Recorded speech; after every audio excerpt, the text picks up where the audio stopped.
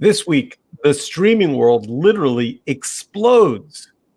Disney Plus and HBO Max make big announcements. So, a special Future Forward edition, the future of streaming media. I'm Alexa Scordato. And I am Steven Rosenbaum. Let us launch. By the way, I wrote down the word explodes, and then I thought, in the world we now live in, is that too exploitative? Is it going to make people go, "Oh my God, something exploded"? But it really did. I mean, this will go down in media history as the week that was. Like The day the TV stations died, the day cable news and cable died.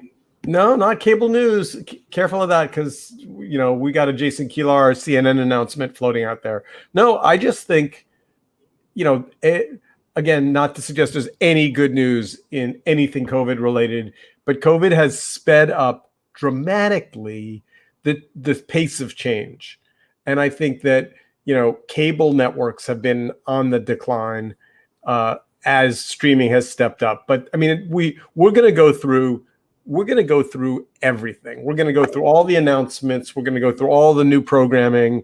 We're going to go through kind of some winners and losers. But I think it's best if we start with your personal family drama, because you are, like all consumers, doing this dance. And so when you said to me, this is what we went through for hours this week, I was like, oh my God, this is the show. So tell us the story of how you looked at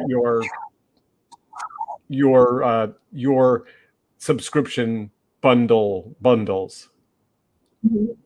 So for listeners on the show, I got married a couple of months ago. And so my husband and I are going through this process of consolidating all of our subscription services, everything from cell phones to, like our healthcare benefits. But streaming services took up at least 2 to 3 hours last week, because when you look at, say, AT&T, for example, AT&T actually now comes with HBO Max. And my husband was already paying for HBO Now. If you look at Spotify, in the spring, they ran a promo with Hulu.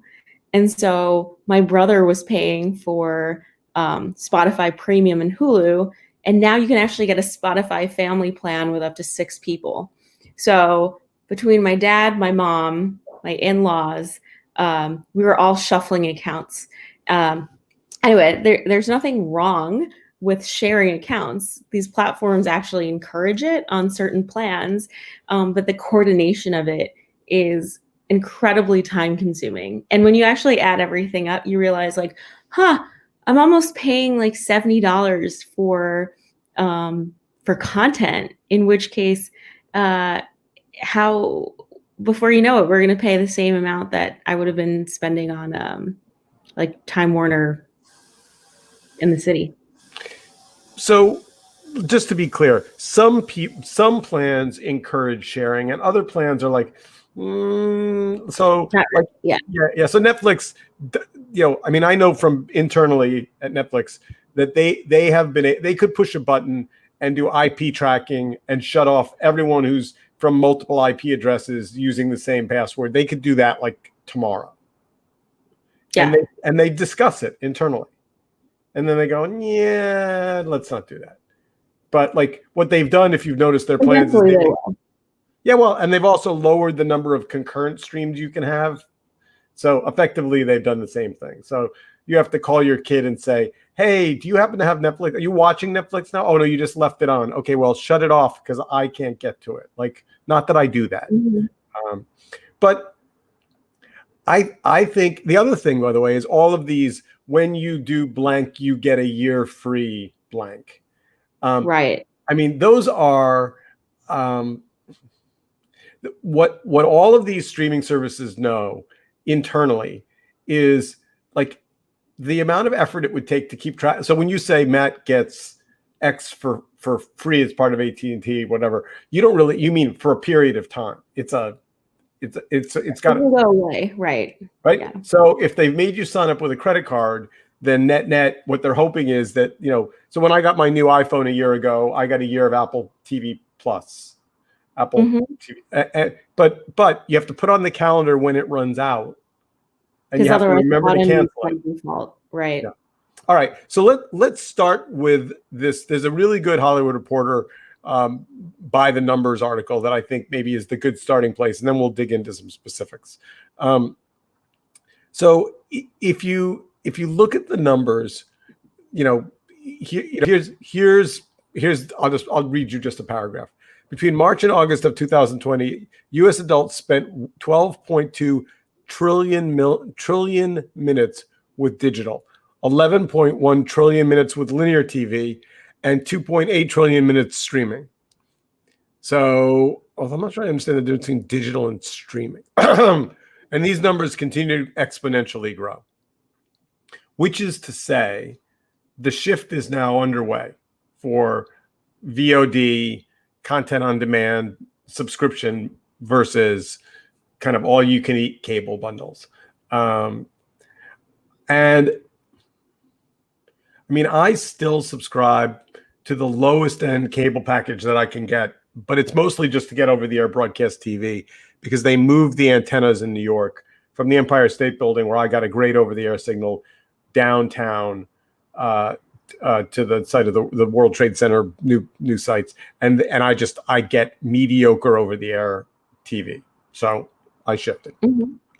Well, I use my parents' Optimum online login to actually access a bunch of cable channels. I can use Optimum online to log into ESPN, the History Channel, and then there's also Sling. And so my sister-in-law has Sling, and she came over one day and she actually put the app on our TV. And so Sling is I think it actually mirrors a cable box. And it has NFL Red Zone. Anyway, wild. There's so much consolidation that can happen in cleanup. So let me ask this for our live listeners, jump into the chat and tell us about your cable subscriptions, your content subscriptions. We'd be interested to know if Alexa is an outlier in her family collaboration, password sharing cabal, or whether or not everyone's doing some version of this. There's no shortcut, by the way. I thought maybe there would be some weird product hunt life hacker thing on how to do this.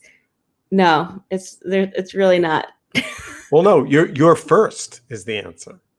All right, so let's just start with there was two big pieces of news from last week. So I want to start with Disney. So Disney released, it was a 3.5 hour long press conference, and they literally, released 100 new big footprint content plays. And, some of them, lots of Star Wars stuff, lots of Mandalorian stuff. But then if you kind of dig into the announcement, essentially what they said was anything we own in the community, we're going to do a sequel, a prequel, a relaunch. Like they took their entire library and said, we're going to make content around it. And right. Initially, I didn't find it that exciting, but then as I read the press, here, this is IndieWire. So winners, Disney Plus. Disney Plus may not have premiered many high-profile original titles in 2020. Oh, hello, Mandalorian. Nice to see you again. But it didn't stop the streaming service from trampling its competition in regards to subscriber gains. Disney Plus immediately attracted a large number of subscriber base when it launched last year and continues to thrive throughout the pandemic. Disney Plus has over 28 million subscribers in February and surpassed 73 million subscribers in October. So, that's and I guess I don't have young kids. You don't have young kids. My understanding is if you have kids ages, pick a number, 1 to 10 or 12, Disney Plus is kind of required subscription. Right. for family-friendly viewing. Mm-hmm. So presumably they did the back of the envelope math and said, how many US digital subscribers are there? How many of them have children under the age of 10 or 12? We get all of them. Which is maybe why that's kind of their core business, right? Yeah, but that doesn't necessarily mean, I mean, you know, you don't hear people talking about Nickelodeon. Sure. And Apple Plus, theoretically, we'll get to in a little bit, has been trying to be in the family-friendly space as well. But Disney has this massive catalog. And people that watched the press conference told me they were just, you know, blown away by, you know, the scope of it. Which is interesting, right? I mean, yep. I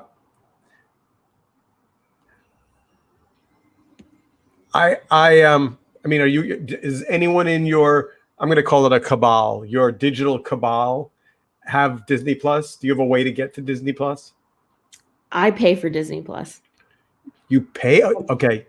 You just totally blew up my thesis about people with children under the age of 0. Like, tell me, you pay for it because of what? 3 things. I pay for the nostalgia, right?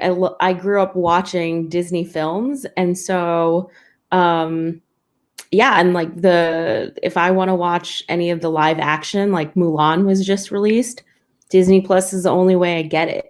Right, but didn't we say on this podcast a couple of weeks ago that you were disappointed in Mulan? Yeah, I wasn't going to pay $30 and support the movie more, but now it like comes built in something I'm already paying for. Okay, all right. Yeah, and then the second is the Star Wars Avengers, I guess, universe, and then the third is Hamilton. So I almost canceled it in like the spring after my trial, and then I found out Hamilton was being released in July, and I was like, oh, I'll keep it.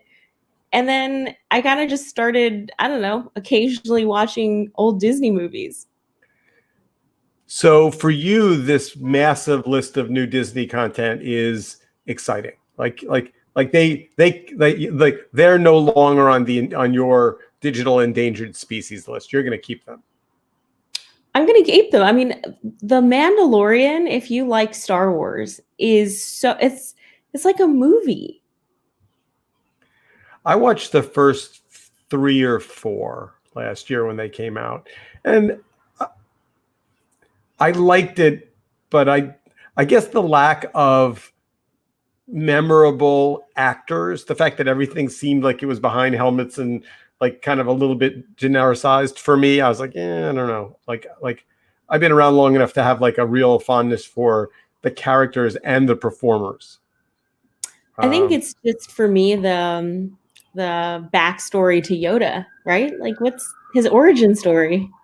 Baby Yoda is very cute indeed. There is no doubt. If someone, by the way, if a listener out there wants to buy me a holiday gift, you know, it's the 4th day of Hanukkah, just ship me a Baby Yoda. I don't have one, and I would like one very much. I would set it on my desk. I would occasionally share it with the viewers that are watching this on video. All right. So before we get past Disney Plus, any clouds on the horizon, anything that you think makes it risky? Or you just think big announcement, lots of content, home run, win? So this is not specific to Disney Plus, but one of the insights I'll share, and it could be anecdotal because I'm one person, but I'm also in rural Pennsylvania where internet is not awesome. And I have found consistently that when my bandwidth is on the struggle bus, Netflix is the only tech that can actually deliver the content. So like 10 out of 10 times, I can get Netflix to work. And then somewhere in the range of like 2 to 7 out of 10 times, Disney Plus, Hulu, ESPN, like everything kind of craps out. So A million years ago now, not a million, but like 3, maybe 4, I was at a conference with my friend Neil Hunt, who had been for 17 years the head of product and technology at Netflix. And I said to him over a coffee, how many engineers do you guys have? And he kind of smiled. This was actually probably more years ago than that. He said 300. And I said, 300 people who write code? And he said, yeah. I said, offshore or onshore? He goes, oh, no, they're all in the Valley. And I said, tell me why you need 300 engineers.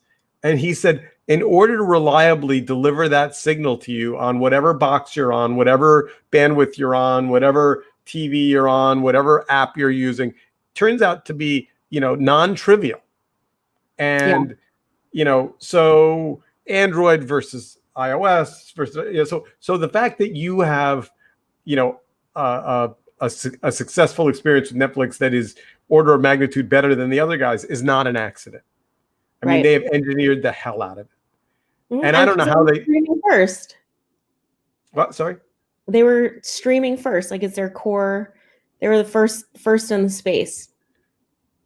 Right. Now, having said that, remember, again, this is now history, web history, that Disney bought BAM, the Major League Baseball streaming product, and then rebranded it Disney Streaming. And so that, they have acquired a bunch of solid tech and I think HBO was using the BAM technology, and then they got kind of thrown. It was a whole drama. This is now a long time ago. But all right. So I think we agree with IndieWire. Disney Plus success. They've got Alexa. They've got anyone with kids. They've got Star Wars fans. They've got the Marvel universe. They're not going anywhere, and they're doubling down. This is why I think Netflix had to wake up after the Disney Plus announcement a little bit perturbed, because they're also doubling down with an enormous amount of money to make content. So they're going to fill that pipe with so much original content, both nostalgic and original, that like you're not going to be able to work around it. You're going to want it. That's their plan. Right. Netflix, though, has the benefit of like global data and crossover titles that don't necessarily cost a lot. Like, I don't know if you saw, there's like a new like Bollywood Wives, and then there was a Indian Matchmaker. Like, those are titles that originated not in the United States.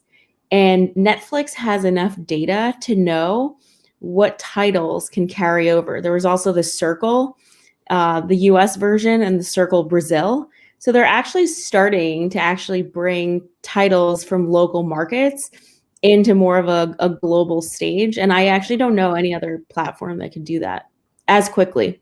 All right. So let's get to Netflix's relative success or risk in a moment. Because before we do that, I want to just drill down on Warner Media, which, every time I say that out loud, I have to go, Time Warner, no. Warner Brothers, no. Like, I'm I have so to confused. Yeah. So Warner Media made a big announcement last week.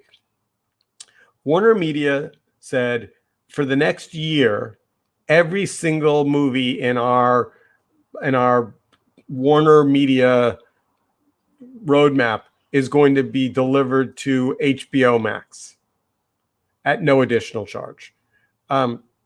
This caught everyone by surprise. This was a big deal. And it made a lot of people really angry.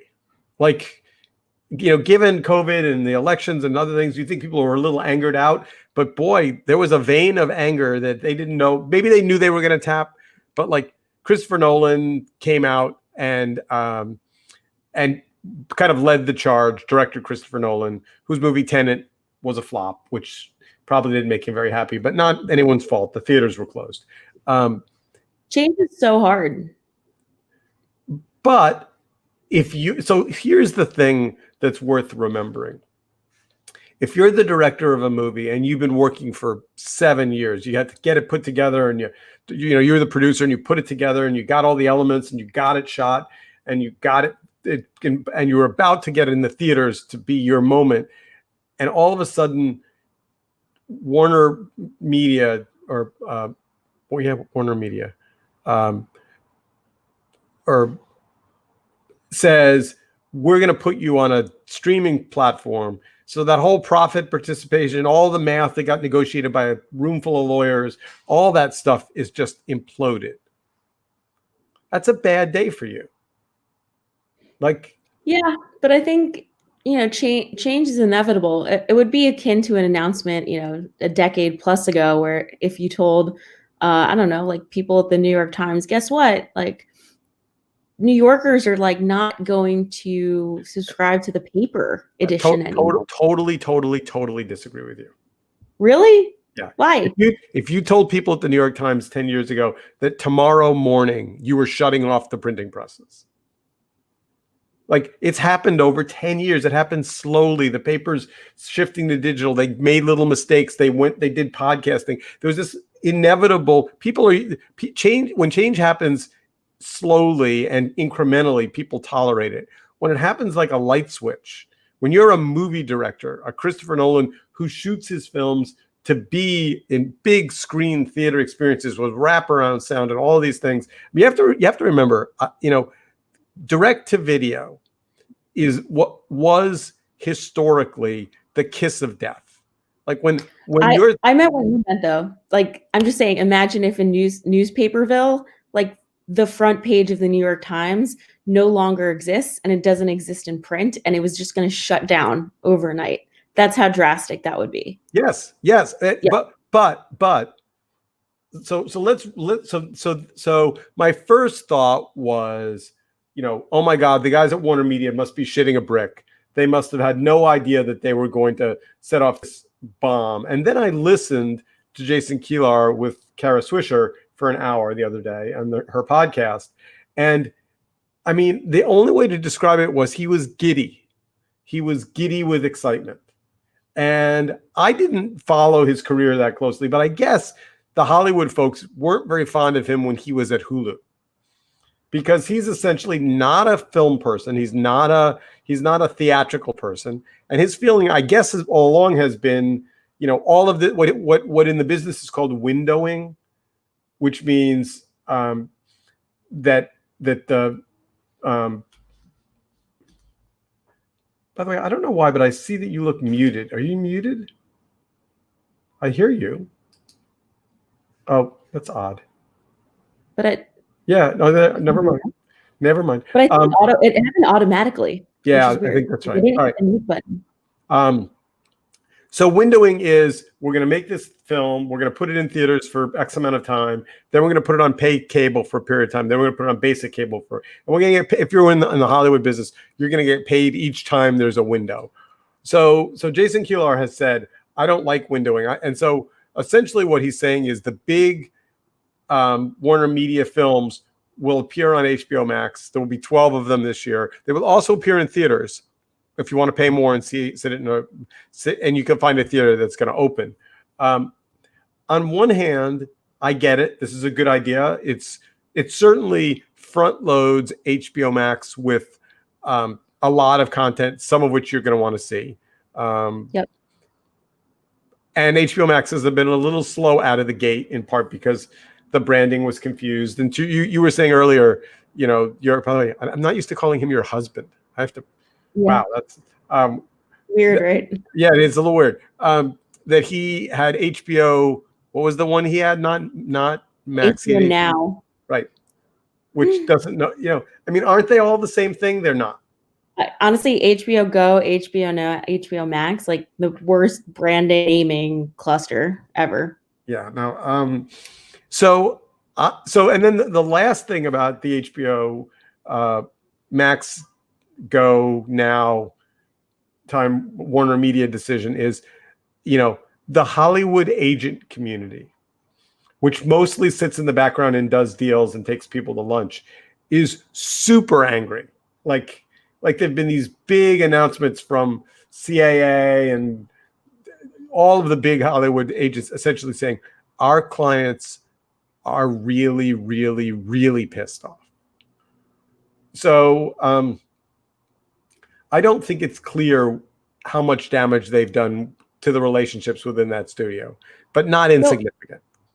I don't understand enough of the details, but basically their gripe is they're not going to get paid as much. No, yeah, I mean maybe, but no. I thought they got paid to make the movie, and then there are like royalties that come from like DVDs or like the $3.99 rental on Amazon Prime. So, the theatrical window historically has been more important, more respected, more reviewed. It's a little like saying you're used to going to a nice restaurant, but now that restaurant's just going to ship the food to you in your living room in a styrofoam container. I mean, it's the same food, right? But like you're missing. Wasn't Scorsese's The Irishman nominated for Best Picture? And that was just a direct release on Netflix. Did you watch it? I watched part of it and I stopped. Yeah, so did I. I watched part of it. But then think about that, right? Yeah, but that was no, but money to watch it in the theater. Different. That's Scorsese and people honoring him and his work, and it was there's all kinds of. I guess at the end of the day, there is a community of filmmakers. Remember, film is a medium. It's that celluloid stuff with the chemicals on it that project, that aren't television producers, and it's the difference between the crappy neighborhood diner and the white table restaurant. I mean, it's all food, but it's not. And so the decision that Warner Media made to essentially collapse those two distinct forms into one is going to have long-term consequences for them. And by the way, it's interesting. If you haven't listened to the Kara Swisher podcast, definitely worth a listen.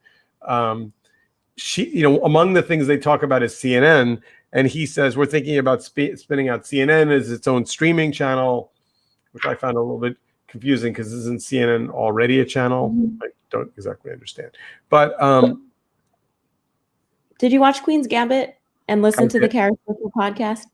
Yeah, I mean there's a good example of where the creator can potentially do more, because instead of scrapping things to fit a movie window, it's like have more content and then make a 7-part mini series.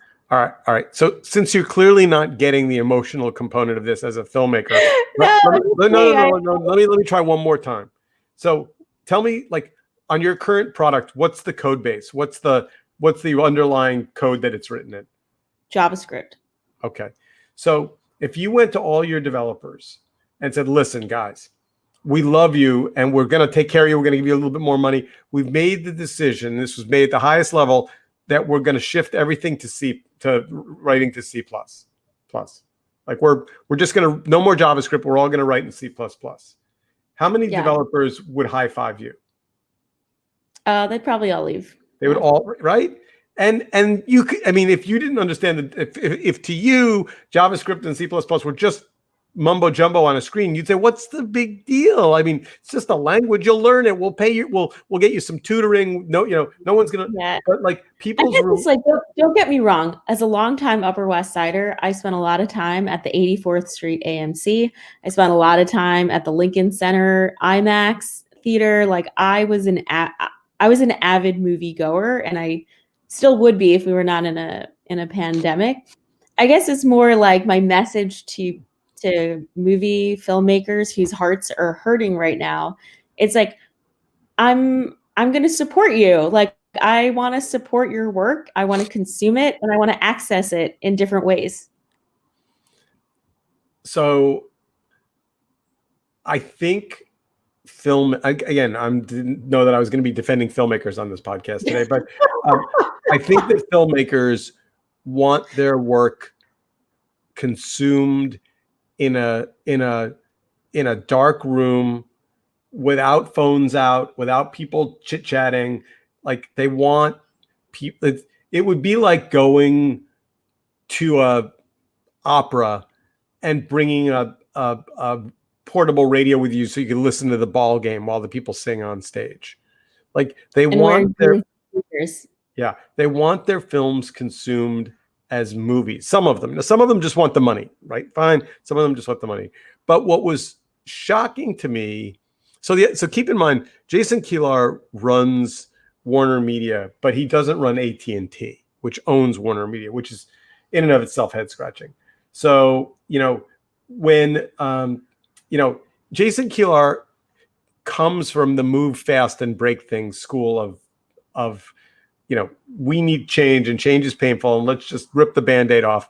So one of the questions Kara asked him was like, did you call your boss, John Stanky, and say, hey, John, I'm going to do this thing. I'm going to move our entire theatrical, first of all, theaters aren't going to reopen anytime soon. Secondly, we've got this thing called, HBO Max, which is kind of stuttering. We need to get people excited about it. The only way to do that is put a whole lot of original content on it. We're going to do this. And the presumption is, and Kilar essentially said as much, yeah, Stanky was like, go for it. That's great. Like AT&T isn't any more, film purists than Kilar is. Anyway, so Disney gets an A. They pulled it off. Big win for them. Lots of upside. Warner Media, a little messier, more angry filmmakers, more drama. And the filmmakers, by the way, one of the things they said publicly was, we wish we'd gotten a heads up on this. To which Kilar said, kind of again with a giggle, yeah, I could have made 700 phone calls to all of the unions and filmmakers and lead actors and directors. I mean, like literally he knew, and I'm sure there was presumably he did a call sheet and said, who are the 10 people I actually have to call and give a heads up so they won't read this in the morning paper. But, anyway, long and short of it is, I think, Warner Media, jury's still out. And then there's just a couple more to talk about. Apple Plus. I don't know. You pay for it? No, I got it for free for a year with my new phone. And then when it ran out, I stopped paying for it. It's the one where I have no reason to pay for it. I don't know. Discovery is doing a big streaming play with Verizon, right? Yeah, so but I don't. Discovery has Discovery Channel, but they also have HGTV. They also have like other Food Network. For some reason, I've been thinking a lot about spreadsheets. Mm-hmm. So some bunch of MBAs at Discovery have for months been looking at, here's all the revenue we get from, so keep in mind, when you pay for cable, a piece of your cable bill goes to Discovery for all those channels. So Discovery's got all this legacy income coming in from these cable channels. And now they're saying, we're going to very gently set up our own direct-to-consumer play. We're going to cut out cable. We're going to create our own direct-to-consumer play. We're going to get a piece of that money, in this case, from our Verizon customers. And we're going to hope that the money we're losing as cable goes isn't greater than the money we're gaining from the subscribers going like that. That's a very tough spreadsheet. That's got a lot of formulas with assumptions baked into them that could just be wrong. Yeah, but without knowing the actual numbers, when you think about the content verticals themselves, food, home improvement, travel, and like science, I would imagine that, yeah, I mean, I don't know if this surprises you. I would subscribe to Discovery for $4.99 a month because of those 4 verticals. So you can say that, but here's the thing. Here's why I think consumers are screwed. Let's get right to what I really think. Here's why I think consumers are screwed. Because you can say, oh, there's this thing called The Stewardess that's on HBO Max. Yeah, I kind of want to watch that. The reviews are pretty good. Do I want to subscribe to watch it? Do I want to turn it on and watch it and turn it off? That's a lot of work. All right. So like net, I think the reason why there's this train coming down the tracks that's complicated is, yeah, there's a thing I want on Apple Plus. There's a thing I want on HBO Max. There's a thing I want on Netflix. There's a thing I want on Amazon Prime, which I don't pay for, which is good. There's a thing I want on Hulu. There's a thing I want, but I can't. It would be like you having to go, if you had to go grocery shopping and you said, I get the milk at the milk store, and then I get the cheese at the cheese store, and then I get the deli meats at the deli meat store, and then I have to get the paper towels at some point, like if every one of those stores had a subscription model, your head would explode. Yeah, but the way I justified it, right? Because I did the math. I said like Disney Plus as an example, $4.99 a month, so $60 a year. If I were to watch 2 Star Wars movies in a single year, I would probably spend at least $30 per movie visit between the ticket itself and like a drink or a snack. And so if The Mandalorian is going to give me the equivalent amount of content and some, then it just shifted my entertainment dollars from the theater to streaming. All right. So you said before we started the podcast that there's a rumor that that Amazon is going to buy AMC. This is what Scott Galloway said. He was telling Kara Swisher this. He's like, you can imagine Amazon Prime. Oh, here's my Amazon Echo going on. Basically, like a Prime movie experience where you get, you as a Prime consumer can go to a theater, like an AMC theater, 2 days before release, see it. And then maybe there's an add-on or it's included, but the film that you watched is now in your Amazon Prime account if you want to watch it again. Like, crazy. Yeah. So I love Scott. I love listening to him. Sometimes he's really thoughtful and sometimes he's just making shit up because being controversial is good for his brand. I think this is one of those where the chances of Amazon buying AMC at any price are zero. I think there's no chance that happens. Did you feel the same way about Whole Foods? Because I never saw that coming either. I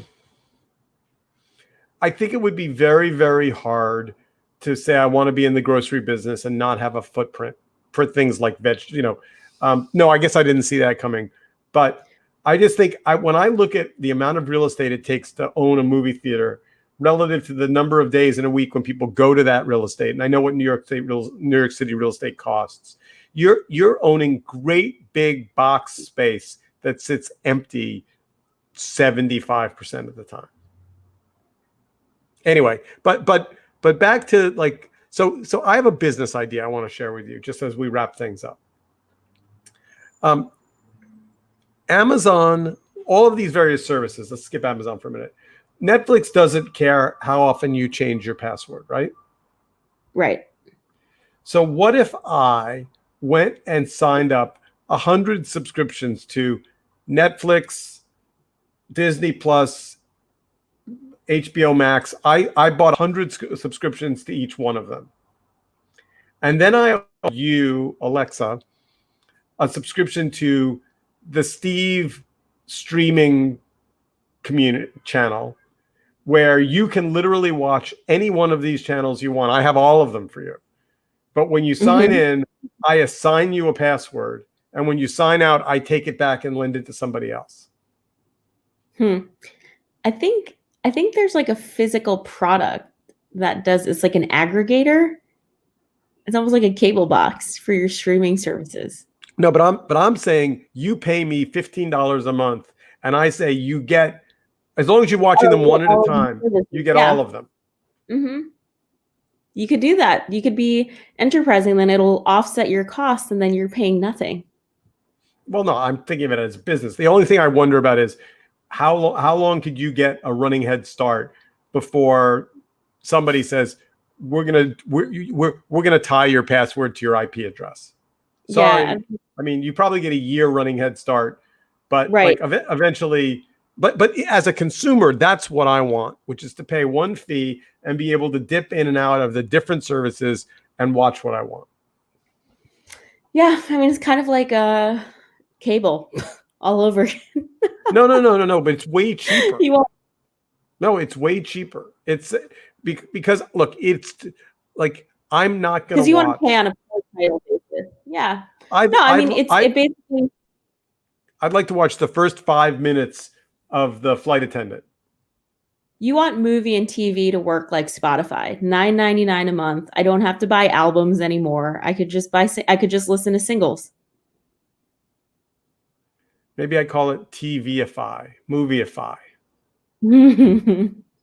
All right, we are out of time. We went a little over, but it's a really good subject. Thank you for being our guinea pig. I know that wasn't necessarily the plan, but I think you're ahead of the game. I think you should write a blog post. I think it would be very popular.